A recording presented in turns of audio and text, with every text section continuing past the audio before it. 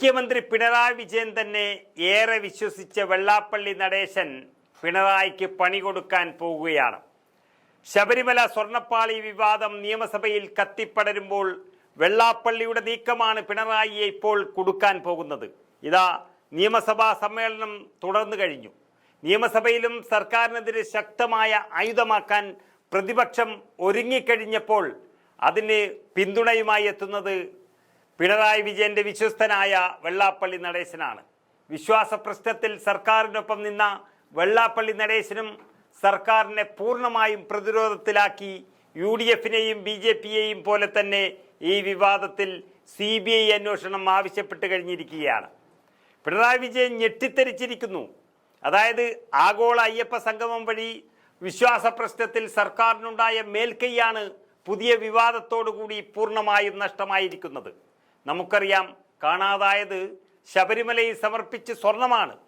ഭക്തജനകോടികൾ എത്തുന്ന ഒരിടത്ത് ആ ഭക്തർ പ്രാർത്ഥിക്കുന്നതിന് വിപരീതമായി കട്ടുകൊണ്ടുപോകുന്ന ഒരു സർക്കാരിനെയാണ് ഇപ്പോൾ കാണാൻ വേണ്ടി കഴിയുന്നത്.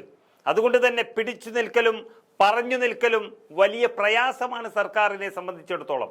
അതാണ് സർക്കാരിനെയും ദേവസ്വം ബോർഡിനെയും കടുത്ത വെട്ടിലാക്കുന്നത്.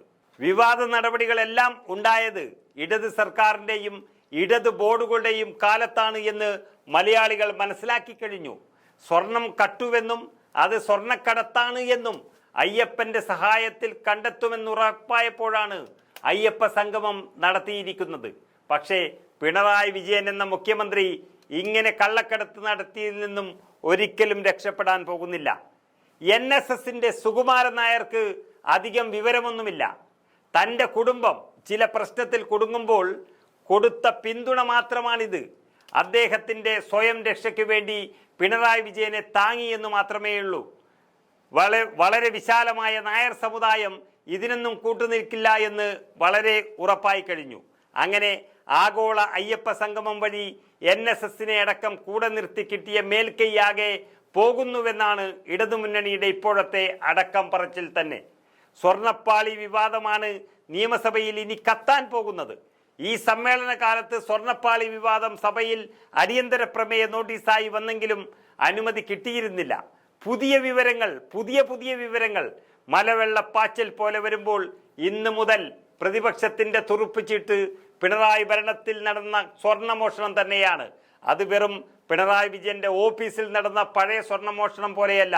ഭക്തജനകോടികൾ എത്തുന്ന അയ്യപ്പ വിഗ്രഹത്തിന്റെ അടുത്ത് നിന്ന് പോയ ആ സ്വർണ്ണമോഷണത്തെ കുറിച്ചായിരിക്കും. ഇനി എത്ര നിഷേധിക്കാൻ നോക്കിയാലും കള്ളൻ തന്നെയാണ്. വിശ്വാസികളെ ഒപ്പം നിർത്താൻ കോൺഗ്രസിന് വലിയ പണിയൊന്നുമില്ല. ശ്രമിക്കുന്ന BJPയും വിവാദം സർക്കാരിനെതിരെ തിരിക്കുകയാണ്. വിശ്വാസ പ്രശ്നത്തിൽ ഇടതിനൊപ്പം അടിയുറച്ചു നിന്ന SNDPക്ക് സ്വർണ്ണപ്പാളി വിവാദത്തിൽ ബോർഡിനെ ഒട്ടും വിശ്വാസമില്ല എന്നാണ് പറയുന്നത്.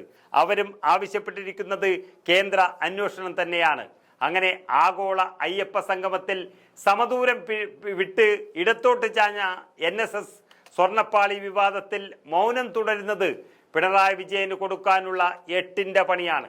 ഏതായാലും അവസാനം ഈ കള്ളക്കപട കൂട്ടുകെട്ടിന് കേരളം നൽകാൻ പോകുന്നത് എട്ടിൻ്റെ പണിയായിരിക്കും എന്നതിൽ യാതൊരു സംശയവുമില്ല.